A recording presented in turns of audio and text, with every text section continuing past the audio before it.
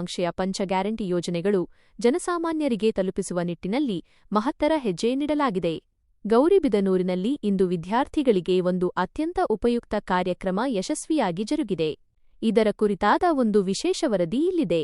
ವಿದ್ಯಾರ್ಥಿಗಳಿಗೆ ಉಚಿತ bus pass ವಿತರಣೆ. ಗೌರಿಬಿದನೂರು ತಾಲ್ಲೂಕು ಪಂಚಾಯಿತಿ ಸಭಾಂಗಣದಲ್ಲಿ ಕರ್ನಾಟಕ ಸರ್ಕಾರದ ಪಂಚ ಗ್ಯಾರಂಟಿ ಯೋಜನೆಗಳ ಅನುಷ್ಠಾನ ಸಮಿತಿಯ ಗೌರಿಬಿದನೂರು ಹಾಗೂ ಮಂಚೇನಹಳ್ಳಿ ತಾಲ್ಲೂಕು ವತಿಯಿಂದ ಶಕ್ತಿ ಯೋಜನೆಯಡಿ ವಿದ್ಯಾರ್ಥಿಗಳಿಗೆ ಉಚಿತ ಬಸ್ ಪಾಸ್ ವಿತರಣೆ ಮಾಡುವ ಕಾರ್ಯಕ್ರಮವನ್ನು ಹಮ್ಮಿಕೊಳ್ಳಲಾಗಿತ್ತು. ಕಾರ್ಯಕ್ರಮದಲ್ಲಿ ಮುಖ್ಯ ಅತಿಥಿಗಳಾಗಿ ಭಾಗವಹಿಸಿದ್ದ ಗ್ಯಾರಂಟಿ ಯೋಜನೆಗಳ ಅನುಷ್ಠಾನ ಸಮಿತಿಯ ಚಿಕ್ಕಬಳ್ಳಾಪುರ ಜಿಲ್ಲಾ ಅಧ್ಯಕ್ಷರಾದ ಎಳುವಳ್ಳಿ ರಮೇಶ್ ಅವರು ವಿದ್ಯಾರ್ಥಿಗಳಿಗೆ ಸಾಂಕೇತಿಕವಾಗಿ ಉಚಿತ ಬಸ್ ಪಾಸ್ಗಳನ್ನು ವಿತರಿಸಿ ಚಾಲನೆ ನೀಡಿದರು. ಗಣ್ಯರ ಉಪಸ್ಥಿತಿ. ಈ ಮಹತ್ವದ ಕಾರ್ಯಕ್ರಮದಲ್ಲಿ ತಾಲ್ಲೂಕಿನ ಪ್ರಮುಖ ಜನಪ್ರತಿನಿಧಿಗಳು ಹಾಗೂ ಉನ್ನತ ಅಧಿಕಾರಿಗಳು ಭಾಗವಹಿಸಿ ಕಾರ್ಯಕ್ರಮವನ್ನು ಯಶಸ್ವಿಗೊಳಿಸಿದರು. ರಂಗರಾಜು ಅಧ್ಯಕ್ಷರು, ಗ್ಯಾರಂಟಿ ಅನುಷ್ಠಾನ ಸಮಿತಿ, ಗೌರಿಬಿದನೂರು ತಾಲ್ಲೂಕು. ಎನ್. ಮಧು ಅಧ್ಯಕ್ಷರು, ಗ್ಯಾರಂಟಿ ಅನುಷ್ಠಾನ ಸಮಿತಿ, ಮಂಚೇನಹಳ್ಳಿ ತಾಲ್ಲೂಕು. ಜಿಕೆ. ಹೊನ್ನಯ್ಯ ತಾಲ್ಲೂಕು ಕಾರ್ಯನಿರ್ವಹಣಾಧಿಕಾರಿಗಳು, ಇಒ. ನಂಜುಂಡಪ್ಪ ಸದಸ್ಯರು, ಗ್ಯಾರಂಟಿ ಅನುಷ್ಠಾನ ಸಮಿತಿ. ಅಧಿಕಾರಿಗಳ ಸಾಥ್. ಕಾರ್ಯಕ್ರಮದಲ್ಲಿ ಆಹಾರ ಇಲಾಖೆಯ ನಿರೀಕ್ಷಕರು, KSRTC depot manager, BESCOM, BES ಸೇರಿದಂತೆ ವಿವಿಧ ಇಲಾಖೆಗಳ ಅಧಿಕಾರಿಗಳು ಮತ್ತು ಗ್ಯಾರಂಟಿ ಸಮಿತಿಯ ಸದಸ್ಯರು ಉಪಸ್ಥಿತರಿದ್ದು, ಯೋಜನೆಗಳ ಸಮರ್ಪಕ ಅನುಷ್ಠಾನದ ಕುರಿತು ಮಾಹಿತಿ ಹಂಚಿಕೊಂಡರು. ಉಳಿತಾಯ ಸರ್ಕಾರದ ಗ್ಯಾರಂಟಿ ಯೋಜನೆಗಳು ಅರ್ಹ ಫಲಾನುಭವಿಗಳಿಗೆ, ವಿಶೇಷವಾಗಿ ವಿದ್ಯಾರ್ಥಿಗಳ ಶಿಕ್ಷಣಕ್ಕೆ ಆಸರೆಯಾಗುತ್ತಿರುವುದಕ್ಕೆ ಸಾರ್ವಜನಿಕ ವಲಯದಲ್ಲಿ ವ್ಯಾಪಕ ಶ್ಲಾಘನೆ ವ್ಯಕ್ತವಾಗಿದೆ. ತಾಲ್ಲೂಕು ಪಂಚಾಯಿತಿ ಸಭಾಂಗಣದಲ್ಲಿ ನಡೆದ ಈ ಕಾರ್ಯಕ್ರಮವು ಯಶಸ್ವಿಯಾಗಿ ಮುಕ್ತಾಯಗೊಂಡಿತು. ಯಾಕೆಂದ್ರೆ ಸ್ಟೂಡೆಂಟ್ಸ್ ಕಾಯ್ತಾ ಇರ್ತಾರೆ.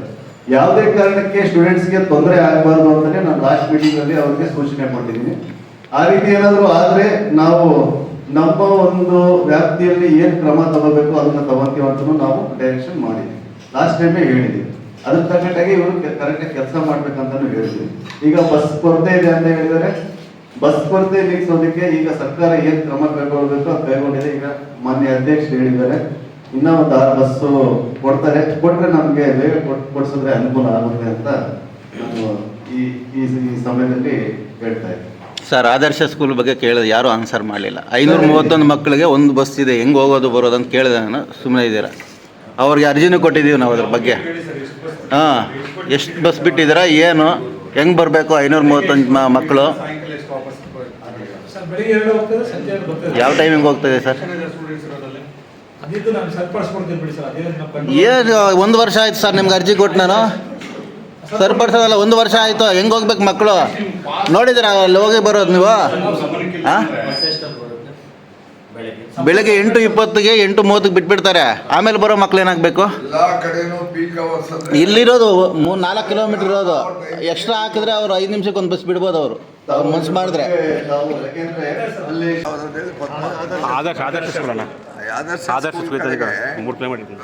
ಅದು ಇನ್ ಟೈಮ್ ಯಾವುದೋ ಹೋಗಲ್ಲ. ಮತ್ತೆ ಆಟೋಗಳಲ್ಲಿ ಬರ್ಬೇಕಾದ್ರೆ 150 ಕಿಲೋಮೀಟರ್ ಆಗುತ್ತೆ. ನೀವು ಬಸ್ ಪಾಸ್ಗಳು ಫ್ರೀ ಹೇಳಿದ್ದೀನಿ.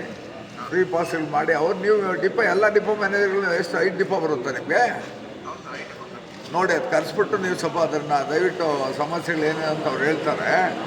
ಇಲ್ಲಿ ಜನಗಳಿಂದ ಮತ್ತು ಪಬ್ಲಿಕ್ಕಿಂದ ಬಂದಿರೋಂಥ ಸಮಸ್ಯೆಗಳು ಅದು ನಿಮ್ಮ ಗಮನಕ್ಕೆ ತರ್ತಾರೆ. ನೀವು ಅಲ್ಲಿ ನಮ್ಮ ಜಿಲ್ಲಾ ಕಮಿಟಿ ಮೀಟಿಂಗಲ್ಲಿ, ರಾಜ್ಯ ಮಟ್ಟದ ಮೀಟಿಂಗಲ್ಲಿ ನೀವು ಅದನ್ನು ಇದು ಮಾಡಿಬಿಟ್ಟು ಆದಷ್ಟು ಸಾಲ್ವ್ ಮಾಡೋಕ್ಕೆ ಪ್ರಯತ್ನ ಮಾಡಿ.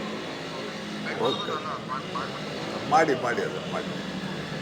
ಖಂಡಿತ ಬಡವರಿಗೆ, ಮಧ್ಯಮ ವರ್ಗದವರಿಗೆ, ಕೃಷಿ ಕಾರ್ಮಿಕರಿಗೆ, ಕೂಲಿ ಕಾರ್ಮಿಕರಿಗೆ, ಎಲ್ಲ ಕೆಳಮಟ್ಟದ ವರ್ಗ, ಮಧ್ಯಮ ವರ್ಗದ ಜನತೆಗೆ ಅತ್ಯುತ್ತಮವಾದ ಅನುಕೂಲಗಳನ್ನು ಮಾಡುವಂಥ ಈ ಪಂಚ ಗ್ಯಾರಂಟಿಗಳನ್ನು ನಮ್ಮ ಸರ್ಕಾರ ಮಾನ್ಯ ಸಿದ್ದರಾಮಯ್ಯವರು ಮುಖ್ಯಮಂತ್ರಿಗಳಾಗಿ, ಡಿ ಕೆ ಶಿವಕುಮಾರ್ ಉಪಮುಖ್ಯಮಂತ್ರಿಗಳಾಗಿದ್ದಂಥ ಸಂದರ್ಭದಲ್ಲಿ 3 ವರ್ಷದ ಹಿಂದೆ ನಮ್ಮ ಪ್ರಣಾಳಿಕೆಯಲ್ಲಿ ನಮಗೆ ಅಧಿಕಾರ ಕೊಟ್ಟರೆ ನಾವು ಇಂಥ 5 ಯೋಜನೆಗಳನ್ನು ಜನತೆಗೆ ನೀಡ್ತೇವೆ ಅನ್ನೋ ಭರವಸೆಯನ್ನು ಕೊಟ್ಟ ಮಾತಿನಂತೆ ಜನತೆ ಕೂಡ ಸರ್ಕಾರಕ್ಕೆ ಹೆಚ್ಚಿನ ಬಹುಮತ 136 ಸೀಟು ಕೊಟ್ಟು ಗೆಲ್ಲಿಸಿದ್ರು. ಆ ಒಂದು ಹಿನ್ನೆಲೆಯಲ್ಲಿ 5 ಗ್ಯಾರಂಟಿ ಪ್ರತಿ ವರ್ಷ ಒಂದು ಕುಟುಂಬದ ಮಹಿಳೆಗೆ 2,000 ರೂಪಾಯಿ ಕೊಡುವಂಥ ವಿಚಾರ ಇರ್ಬೋದು. ಗೃಹಲಕ್ಷ್ಮಿ ಯೋಜನೆಯಲ್ಲಿ, ಶಕ್ತಿ ಯೋಜನೆಯಲ್ಲಿ ರಾಜ್ಯದಾದ್ಯಂತ ಯಾವುದೇ ವರ್ಗದ ಮಹಿಳೆಯರಿರ್ಬೋದು, ಕಾಲೇಜಿಗೆ ಹೋದಂಥ ಹೆಣ್ಣುಮಕ್ಳು ಇರ್ಬೋದು, ಅವರೆಲ್ಲರೂ ಕೂಡ ಉಚಿತವಾಗಿ ಪ್ರಯಾಣ ಮಾಡೋದು, ಇಡೀ ರಾಜ್ಯದ ಎಲ್ಲಿಂದ ಎಲ್ಲಿ ಬೇಕಾದ್ರೂ ಪ್ರಯಾಣ ಮಾಡುವಂಥ ಶಕ್ತಿ ಯೋಜನೆಯನ್ನು ಜಾರಿಗೊಳಿಸಿದ್ರು, ಕಾರ್ಯಗತ ಮಾಡಿದರು. ಗೃಹ ಜ್ಯೋತಿ ಪ್ರತಿ ಕುಟುಂಬಕ್ಕೂ ಕೂಡ 200 ಯೂನಿಟ್ ಉಚಿತ ವಿದ್ಯುತ್ತನ್ನು ಪೂರೈಕೆ ಮಾಡುವಂಥ ವ್ಯವಸ್ಥೆಯನ್ನು ಮಾಡಿದರು. ಇನ್ನು ವಿಶೇಷವಾಗಿ ಯುವಕರಿಗೆ ಯುವ ನಿಧಿ ಅಂತೇಳಿ ಒಂದು ಕಾರ್ಯಕ್ರಮ ಮಾಡಿ, ಯಾರು ಗ್ರಾಜ್ಯುಯೇಟ್ ಆಗಿ ಇಲ್ಲಿ ಉದ್ಯೋಗ ಸಿಗುತ್ತೆ, ನಿರುದ್ಯೋಗಿಗಳಾಗಿ ಮನೆಯಲ್ಲಿ ಅವರು ಖಾಲಿಯಾಗಿ ಕೂತಿದ್ರೆ ಅವರಿಗೆ ಪ್ರತಿ ತಿಂಗಳು ಕೂಡ ಆನ್ಲೈನಲ್ಲಿ ಅರ್ಜಿ ಹಾಕ್ಕೊಂಡವರು, ಅದಕ್ಕೆ ಆದಂಥ ಒಂದು ಪ್ರೊಸೀಜರ್ ಇದೆ. ಅದೇ ರೀತಿಯಲ್ಲಿ ಅರ್ಜಿ ಹಾಕ್ಕೊಂಡು ನಿರುದ್ಯೋಗಿಗಳಾಗಿದ್ದರೆ ಅವರಿಗೆ ಪ್ರತಿ ತಿಂಗಳು 3,000 ರೂಪಾಯಿ ಅವ್ರ ಖಾತೆಗೆ ಹಾಕುವಂಥ ವಿಚಾರ. ಅದೇ ರೀತಿ ITI ಡಿಪ್ಲೊಮಾ ಮಾಡಿರೋರಿಗೆ 1,500 ಕೊಡುವಂಥದ್ದು 3 ವರ್ಷಗಳ ಕಾಲ. ಅಂದರೆ